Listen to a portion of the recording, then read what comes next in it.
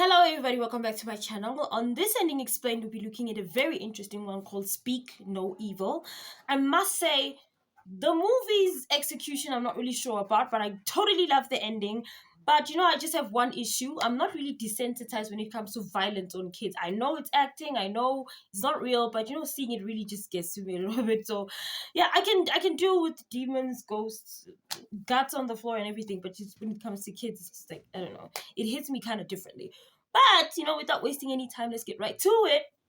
When the movie starts, we meet a family, a girl named Agnes, and we meet her mother named Louise, and the father named Bjorn, and they're on vacation, like enjoying themselves, and they look like a really close, okay family. And you can see here, they're leaving the child with a nanny because they want to go to a dinner at the hotel that they're staying, and they're having a really great time. But here's a hint on, Bjorn's personality. They're watching a really great musical and then he starts crying. I think this moment is really hitting on the fact that he's in touch with his feminine side, or this is a sign of weakness. But then when Agnes loses his doll, he goes around town and he actually finds it, and then they meet this family and they start introducing all of them themselves. And then the child's name is Abel, and Abel is a shy, timid child. They go off to dinner, and they have this political discussions, and the other couples, it really seems sweet. And at the dinner table they start enjoying and they have a really good time, and the other couple seems really sweet. And then when they get back home, they get another invitation from that couple to visit them in Holland. And after asking advice from friends and family, they decide, okay, let's just drive there. We'll take a boat and then we'll drive, the rest of the way. They get there and the family is pleasant. But after dinner, the child reveals to Bjorn that his tongue has been cut off, and this scares Bjorn, but he lets it go. They sit down, for a beer, and then Abel is crying in the other room. But the suspicious couple actually say no, he'll actually fall asleep on his own, and this is alarming to them. When another incident happens, when Abel is being scorned because he didn't move, and the mother is saying, now I don't like being here because these people are not nice. But the husband convinces her and they stay, and we can see they've arranged for a babysitter. So it's more and more things that are alarming about this couple. But the Louise and Bjorn, they choose to ignore it, all the red flags. And on the way there, they play loud music. They don't want to turn it down. And Louise had to actually shout at them to actually turn it down. And they eventually do. And then in dinner, the man makes fun of Louise's beliefs of not eating meat, but then able to eat fish, and he says that doesn't help, that doesn't save the environment, and he's being rude. And then at home, while taking a shower, somebody actually comes in and actually takes a piss or something, and that makes her feel uncomfortable. And in the morning they actually leave, but then they make a mistake of coming back because Agnes has forgotten his bunny. And then after the couple apologizes, he says, oh, we didn't know that you guys were comfortable. Speak up if you don't like something. But then this keeps getting worse. They keep doing things that are just rude and not understanding. And there was one incident where Louise actually scolded this woman because she just said, you can't keep telling my daughter what to do. I have to do that. And then she's upset. She goes outside. It's like this situation is so uncomfortable.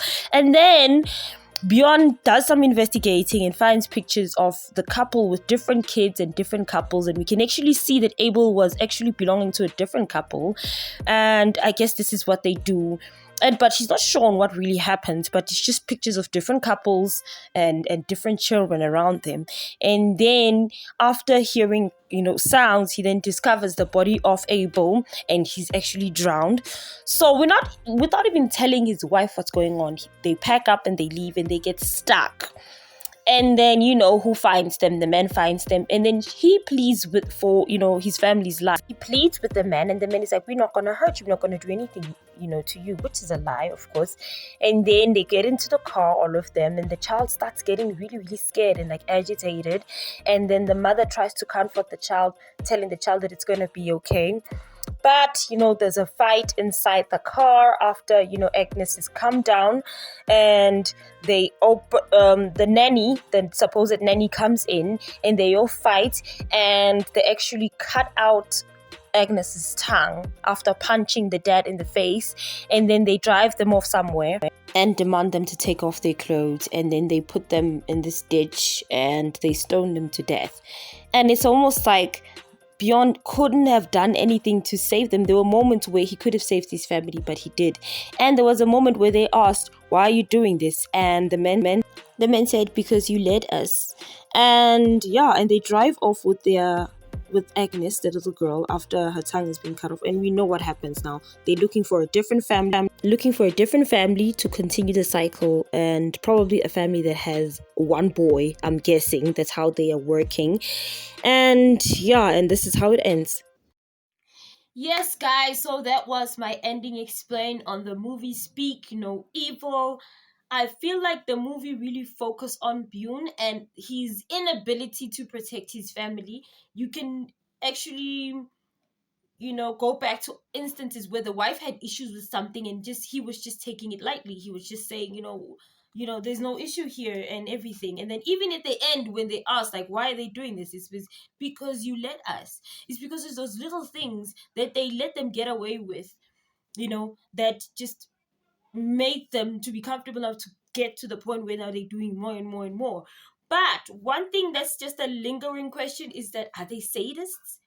What, were they denied an opportunity to have a child? That's why now they're going around cutting little children's tongues and raising them and killing them and just doing the process over and over again. Because I don't know, you can see a nurturing side, from the villain mother. You can see that she has a nurturing side, but I don't get it. Like, they are not making it clear on why are they doing this. What's the motivation? They could be just sadists, but it's just like, it's one of those questions, like, what's up with that? Because now we can see at the end they're actually driving with this little girl and they just killed her parents, and they're going to drive off and they're going to drive with her and they're going to find another couple with another child and do the same thing over and over again, like we saw on those pictures. So yeah, that's just the confusing part. But I think it just took a jab in the masculinity side, being a man and being able to protect your family. I think that's where the main focus is. And overall, I really enjoyed this movie. I think at the end I was just blown away. And yeah, I mean, when a movie still is able to do that, like, it still blows me away. So I guess the Speak No Evil part is cutting out little kids' tongues. So yeah, so you know what, this was fun. You're on Room for Rewinds, and like, share, and subscribe. You get me on Instagram. My Instagram is popping, by the way, like I said. And you find me on Twitter, you find me on Facebook. I'm all over. If there's a new one, tell me about it, I'll be on it. Anyway, so it's been fun, and I'll see you in my next video. Bye.